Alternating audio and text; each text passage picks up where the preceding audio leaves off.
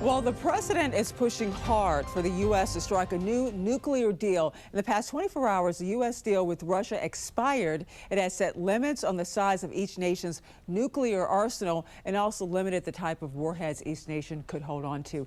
Now, the president is pushing for a revamped deal that would also include China, who is quickly upping its stockpile numbers. The president posting on social media, in part right here, rather than extend a new start, a badly negotiated deal by the U.S. that, aside from everything else, is being grossly violated. We should have our nuclear experts work on a new, improved, and modernized treaty that can last long into the future. Now, at this point, there are no formal extensions of the agreement between U.S. and Russia, and no word of when a possible new deal could even be on the table.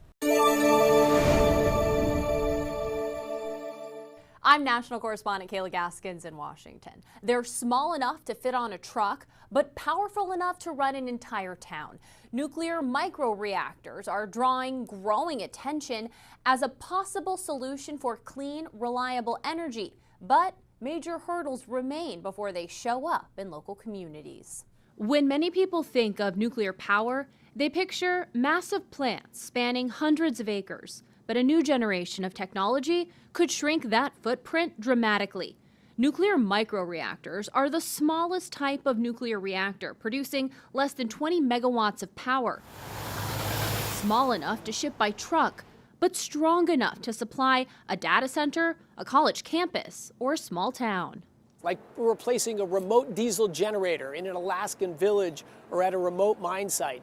The administration is supporting all of these efforts. The U.S. Army is now moving closer to making these a reality. As part of its Janus program, the Army has identified 9 installations under consideration to host microreactor power plants, including Fort Bragg, Fort Hood, and Fort Drum. Army leaders say on-site nuclear power would help protect bases from grid failures and from cyber or physical attacks on civilian energy infrastructure. I want to thank President Trump for making a nuclear renaissance possible. The administration says it's pushing for a broad range of next-generation nuclear technologies. Ultimately, we'll demo probably 10 different reactor designs in the next 24 months. Very exciting times. I think we'll see shovels in the ground building small modular reactors. Unlike traditional nuclear plants that take years to build, microreactors are designed to be factory built and deployed quickly.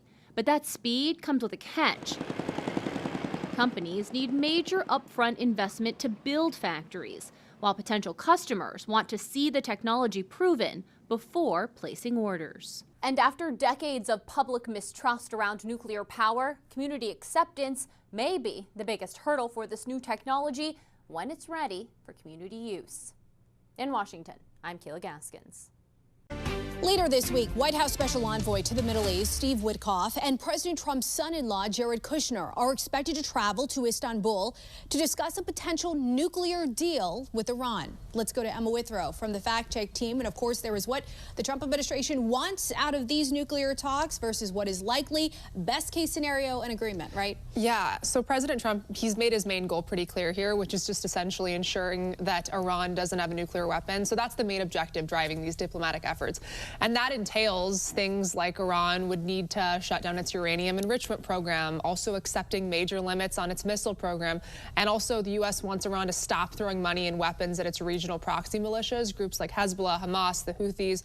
So those are kind of the main objectives when it comes to these negotiations. And since the strikes from last year, much has obviously developed. Do experts anticipate a shift in these nuclear talks? What else are you learning? So Nate Swanson, who is the director of the Iran Strategy Project at the Atlantic Council, he wrote a really interesting piece about these potential talks, and he said that the meetings could serve as kind of a strategic purpose beyond just basic negotiations. So he talked about the possibility that they could keep Iran off balance, buy time, and give the U.S. some leverage ahead of potential military or economic pressure that could come, rather than signifying kind of a quick shift to diplomacy, especially considering the fact that Iran just massacred thousands of protesters. So there's a lot of complexities and things at play here. Emma, thank you. Thanks. In a few moments, Emma will join us to dig deeper into the protests happening in Iran and how a potential nuclear deal could impact them. And thank you for being here with us. I'm Didi Gatton. And as we come back on the air, plans for U.S.-Iran nuclear talks are back on tonight, restarting a delicate diplomatic situation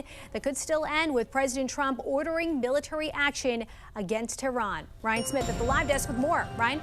Yeah, delicate developments here indeed, Didi. That high-stakes meeting will continue now in Oman instead of Turkey. That change in venue comes as the U.S. considered backing out of these talks.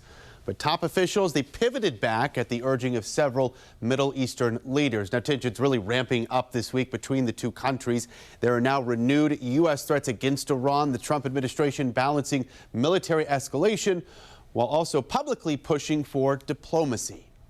If the Iranians want to meet, we're ready. They've expressed an interest in meeting and talking. If they change their mind, we're fine with that, too. We prefer to meet and talk. I'm not sure you can reach a deal with these guys, but we're going to try to find out. We don't see there's any harm in trying to figure out there's something that can be done. This is a president that always prefers a peaceful outcome to any conflict or any challenge. And just today, President Trump speaking directly with Xi Jinping about Iran as the administration really pushes Beijing and others to isolate the Iranian regime. In this social media post, Trump highlighting the trade aspects of his conversation with the Chinese leader. Trump and Xi are expected to meet in person in China this April, with China's president invited to the U.S. for a state visit later this year. And this morning, right here at the live desk, we're following the expiration of the nuclear treaty between the U.S. and Russia. The deal has set limits on the size of each nation's nuclear arsenal and the type of nuclear warheads it could actually house. Now that this deal has essentially expired, some experts fear it could kick off a nuclear arms race. Secretary of State Marco Rubio says the U.S. would not agree to maintain the limits of the treaty, citing President Trump's call for a new nuclear deal between the U.S., Russia, and China. While uncertainty is playing out at this point out there, it's also playing out between Russia and Ukraine. A second round of trilateral talks between Russia, Ukraine, and the U.S. Began in the past 24 hours. The talks to hopefully, of course, end the war comes after Russia resumes strikes against Ukraine's biggest cities and on their energy grid as well. The attack, the largest so far this year, came after a brief ceasefire set up by President Trump and Putin. We're tracking these developments coming out of the Middle East all morning long. I'm Atra El-Nashar in Washington. High-stakes nuclear talks with Iran and the United States taking place in Oman Friday morning. Leaders emerging from the talks appeared willing to meet again.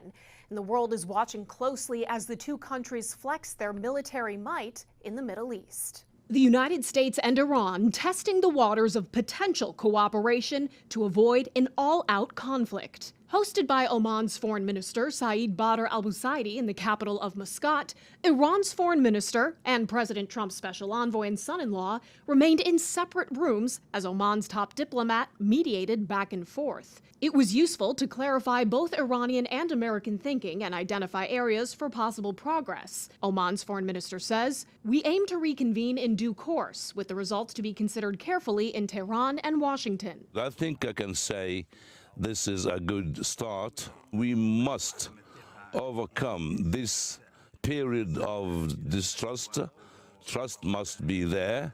That distrust made worse in the past year by U.S. strikes on Iranian nuclear facilities and the Iranian regime's execution of what's believed to be thousands of its own people during nationwide protests. Almost immediately after the talks wrapped, the U.S. Treasury announced new sanctions on individuals, entities, and vessels tied to illicit trade of Iranian oil. Iran was the first to publicly express their intention to meet again. It's an open question how long President Trump will be willing to see the diplomatic process play out, given the armada, as he calls it, that the U.S. military's built up near Iran. Here was the White House press secretary Thursday. While these negotiations are taking place, I would remind the Iranian regime that the president has many options at his disposal, aside from diplomacy, as the commander-in-chief of the most powerful military in the history of the world. Among the countries calling for de-escalation, Germany, Qatar, Turkey, and even Russia. There are too many mines waiting to go off, just waiting for someone to tread on them. Russia calling Iran its close partner and neighbor. Diplomats from the two countries huddling Thursday before the talks in Oman. The same day, the U.S.-Russia New START nuclear arms treaty expired. In Washington, I'm Atra El-Nashar reporting.